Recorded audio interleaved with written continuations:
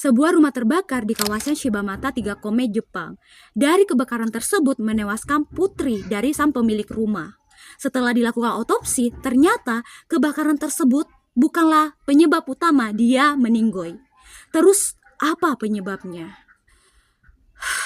Hai semuanya, kali ini aku akan menceritakan sebuah kasus penghilangan nyawa yang terjadi pada tahun 1996. Kasus tersebut melibatkan seorang perempuan berusia 21 tahun bernama Junko Kobayashi. Dia adalah mahasiswi jurusan bahasa Inggris di Sophia University, Tokyo.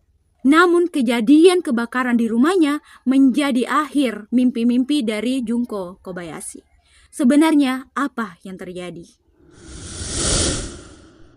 Tanggal 9 September 1996, Tokyo saat itu sedang diguyur hujan sejak pagi.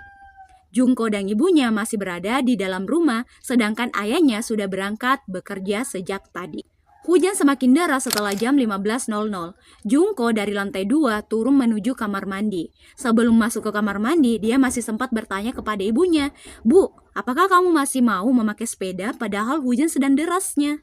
Tanpa sepengetahuan ibunya, ternyata itu adalah kali terakhir Junko berbicara dengannya. Akhirnya pada jam 15.50, ibu Junko ini juga berangkat bekerja. Tapi dia tidak mengunci pintu di depan rumah. Pada jam 16.39, seorang warga menghubungi pemadam kebakaran kalau telah terjadi kebakaran di rumah Junko Kobayashi. Kebakaran tersebut berhasil dipadamkan pada jam 18.00 waktu setempat. Setelah api padam, polisi ini masuk ke dalam dan mereka melihat kalau sudah tidak ada lagi barang yang bisa diselamatkan.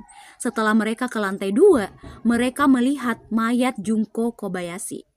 Mayat tersebut ditutupi oleh selimut ayahnya, mulut dan tangannya diplester dengan ketat, kakinya diikat dengan stoking dan simpul karage yang biasa digunakan untuk mengikat kimono.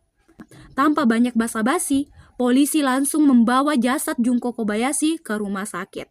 Dari hasil autopsi, polisi mengetahui kalau terdapat 6 luka tusukan di tempat yang berbeda di leher Junko Kobayashi. Dan luka tusukan yang paling banyak berada di sebelah kanan leher Junko. Selain itu, polisi juga mengetahui kalau pisau yang digunakan oleh pelaku tersebut selebar 3 cm dengan panjang 8 cm. Tidak hanya itu, golongan darah si pelaku juga ditemukan di jasad korban, di mana golongan darahnya adalah golongan darah A. Sebelum kebakaran terjadi di rumah Junko Kobayashi, seorang saksi mengatakan kalau dia melihat seorang pria kurus dengan tinggi 150 cm sampai 160 cm berada di dekat sebuah rumah. Dia memakai jas hujan berwarna kuning, payung hitam dan juga sepatu hitam. Tapi saat itu si saksi ini tuh tidak mencurigai si pria tersebut karena kebakaran itu belum terjadi. Pas dia pulang dari aktivitasnya, tiba-tiba dia mengetahui kalau telah terjadi kebakaran di rumah Junko. Menurut dugaan polisi, kasus penghilangan nyawa Junko Kobayashi ini terjadi pada jam 15.55 sampai jam 16.39 saat warga ini melaporkan tentang kebakaran tersebut. Tapi semua bukti yang ditemukan di TKP dan juga di jasad korban tidak membuat polisi bisa menemukan siapa pelaku di rumah Junko Kobayashi. Buktinya sampai saat ini di tahun 2024 polisi belum bisa menemukan pelaku sebenarnya. Sampai pada tahun 2015 polisi sudah mengantongi saksi sebanyak 76.000 orang dan menyelidiki petunjuk sebanyak 1.113 petunjuk. Tapi semakin banyaknya petunjuk dan juga saksi ini membuat polisi itu merasa kalau mereka semakin jauh dari si tersangka. Saking gregetannya polisi Metropolitan Tokyo terhadap kasus ini, maka mereka sampai saat ini belum juga menutup kasus Junko Kobayashi.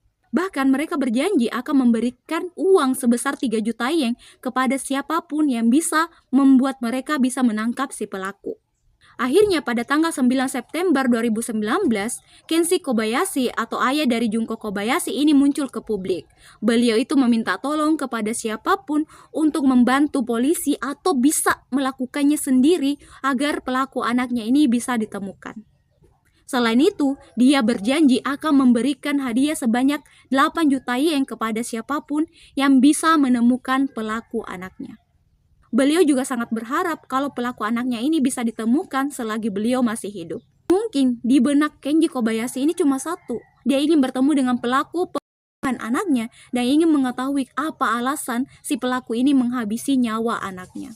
Saya secara pribadi berharap semoga kasus ini cepat menemui titik terangnya dan semoga pelakunya ini benar-benar ditangkap karena sangat berbahaya jika dia masih berkeliaran di luar sana.